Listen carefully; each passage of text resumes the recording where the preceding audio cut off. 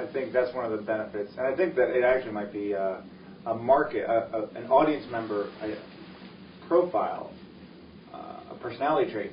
People who do like accidental discoveries are great print readers. People who do think, oh, on A3, I never thought of Belarus and the problems that they're having with these economic... Yeah. I mean, and then the web reader is distinctly point, click. It's very linear instead of, sprouting off limbs and a lot of print readers accidentally find out 3 or 4 things that they didn't even had no intent going in. Yeah.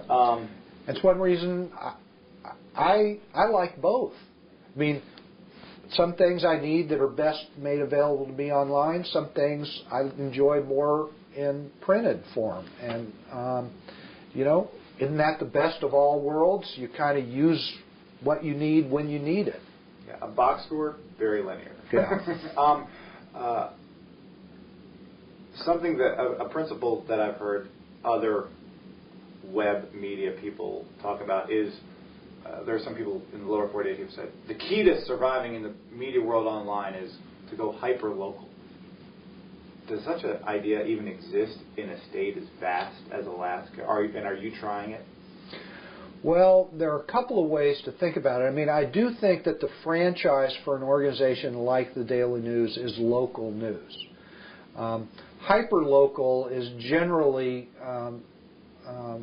interpreted to mean kind of neighborhood news. It's the local PTA meeting or, the... Click here for Region A, click here for Region B. Click on your neighborhood for 5 stories. Yeah, and that is something that I think if that's going to work, it can't be done with the labor of a limited supply of actual news reporters.